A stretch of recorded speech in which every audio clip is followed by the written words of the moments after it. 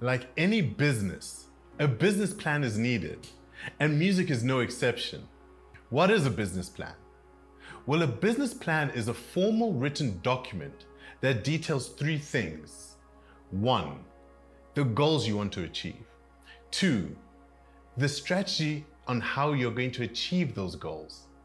And 3, deadlines and timelines as to when those goals need to be achieved by.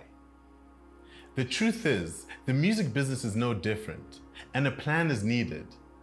Just as my father, Munya Chanetsa, always said, failing to plan is planning to fail.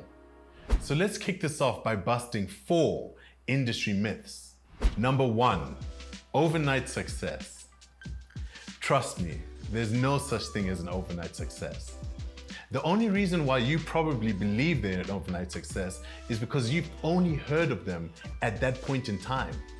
But what you'll find from most artists is that they've had a career probably for the past 10 years. Look at Burna Boy for an example. I first heard of Burna Boy in 2013 when he dropped the song Like to Party. I mean, it's almost close to 10 years later, and now he's going for his 2nd Grammy nomination. I also know some people that only heard of Burna Boy in 2019 when he dropped African Giant, and they believe that he was an overnight success. The second one is money. Some people are under the assumption that if you have lots of money or access to money, then it's very easy for you to make it in this industry. That's far from the truth. I've witnessed lots of people with lots of money enter this industry only to get exhausted because things aren't working out. And what you end up finding out, what the issue is that they didn't have a strategy. They just had money that gave them access to have features with the biggest artists and the biggest stars. But once again, without a plan, you might as well just be throwing your money down the drain. The third one is that all you need is a record deal and you're set. Record labels are in this for business. I mean, I would never advise an emerging artist to try and chase a deal with a record label, because what this does, it just shifts the power to the record label. Rather, what you should be doing is investing in yourself to the point where the record labels are chasing you, and then you'll be able to dictate the terms of the agreement in your favor. If you're chasing a label, unfortunately, they have all the cards. And what you could even find out is that labels in this day and age could actually sign you only to shelf you because they've got an artist who's doing music similar to you and they're trying to eliminate all competition. Guys, this is business. And number 4, and this is possibly the worst one, my least favorite myth, is that creatives don't like to read. Guys, this myth has cost so many creatives their careers. I mean, no one likes to read contracts, and that's the reality of it. But it's so vitally important to really read through whatever you are signing, because once you signed it, you're contractually bound, and negligence or ignorance cannot be a reason to terminate a contract. In my latest project titled Happy Endings, shameless plug, we have Mum Hilda from the M.O.T.I Queens. Even she states that back in the 60s, people never used to read contracts. And this is something that still happens in 2021. It is so vital to read your contracts, guys. And if you can't read it, because I do understand contracts can be complicated, then find someone who can break it down for you, who can interpret it and explain it to you so that you make the correct decisions for the betterment of your own career. But don't worry, if you haven't got someone, M.O.T.I's got you. I'm gonna introduce you to the M.O.T.I legal team very soon. Now that we're done with those myths, that nonsense, let's move on to the M.O.T.I Music Business Plan and really delve into the importance of you understanding yourself as a brand and treating yourself as a brand.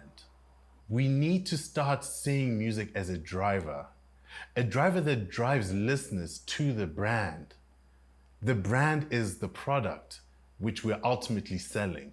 You, my brothers and sisters, you guys are the brand. You guys are the product. What music will do, it'll grab the attention of the listener.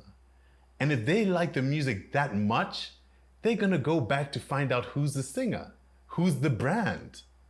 Alternatively, and this is a reality, if they don't like the song, they'll do exactly the same thing so that they can avoid you in the future. All right, sorry guys, let's get serious again. So let's get to the document.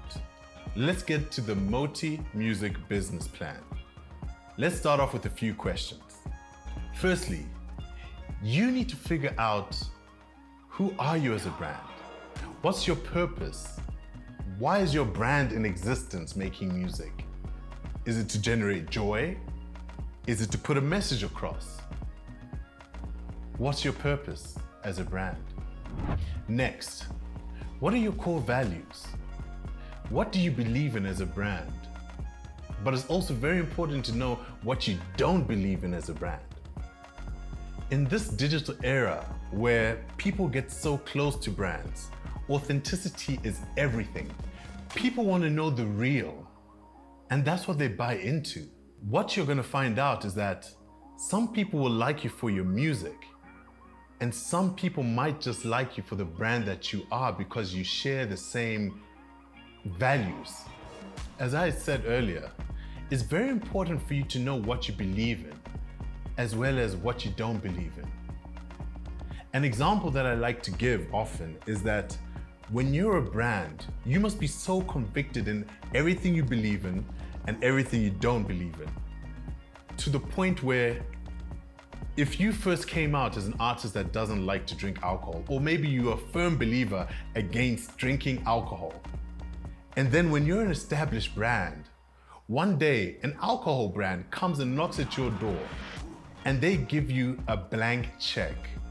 You can put any figure, and all they want you to do is represent their alcohol brand. You must be so convicted and so firmly rooted within what you believe in and what you don't believe in that you can reject that without a second thought. So basically, you really need to know your core values. Next, what genre of music do you do?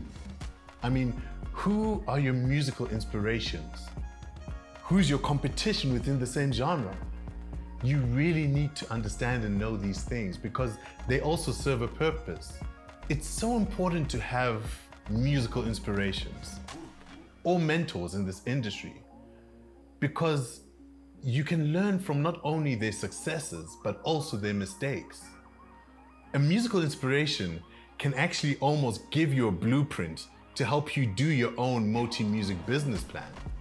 By studying your musical inspiration, based on the assumption that you share the same target market as your musical inspiration, then you already know how your market listens to music, how do they consume music, where do they watch the music videos where your musical inspirations music videos are playing.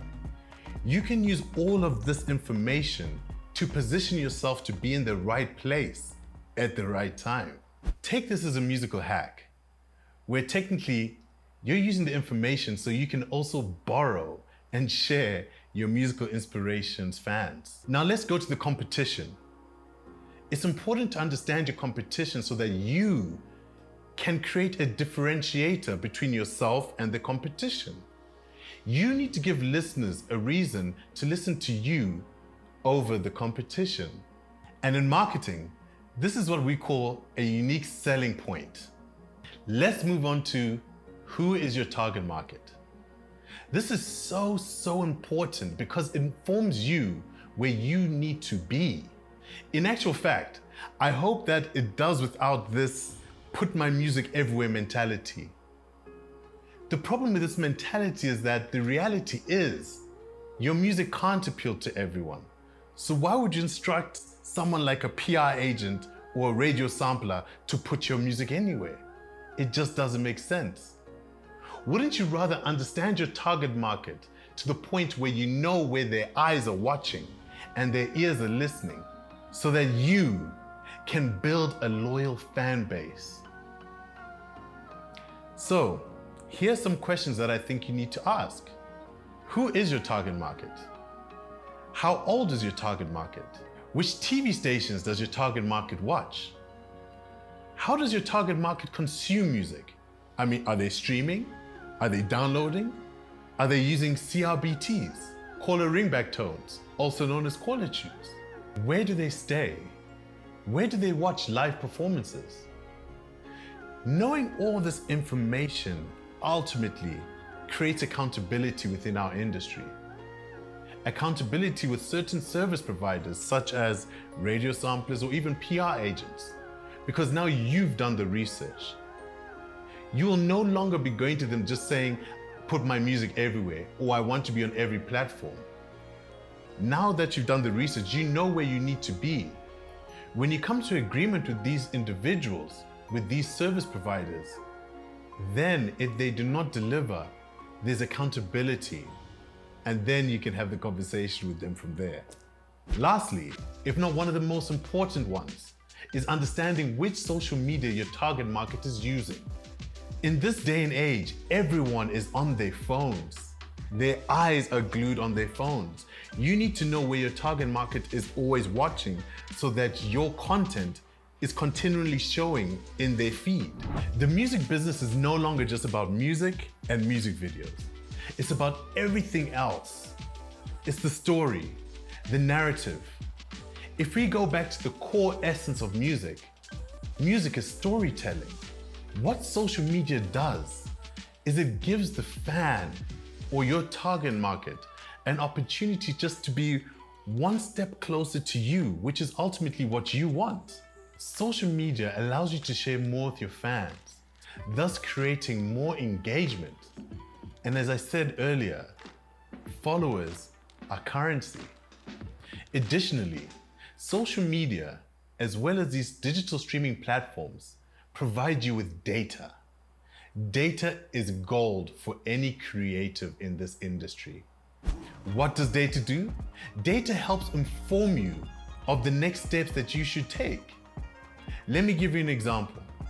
You've got a 6-track EP that you want to release, and you want to do music videos for it.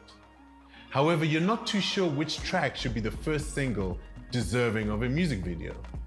So what do? You can upload it onto a digital streaming platform and then let it marinate there for a little bit. After a while, you can go back to the data and look and see which track has organically picked up, which song organically has the highest streams. That should inform you of the song your fans ultimately like the most. Because one thing you always need to remember, you're making music for fans, not for yourself. So instead of doing a music video for track 2, which you thought was the hottest track, all of a sudden you're seeing track 5 is picking up organically. And there's your answer. Simple. Data is power, guys. Understand it, analyze it, and use it to your advantage. Below is a link to download the M.O.T.I Music Business Plan. Please, guys, download it, use it. Answer the questions to the point where you're confident enough that you have a document that talks to your brand. Enjoy.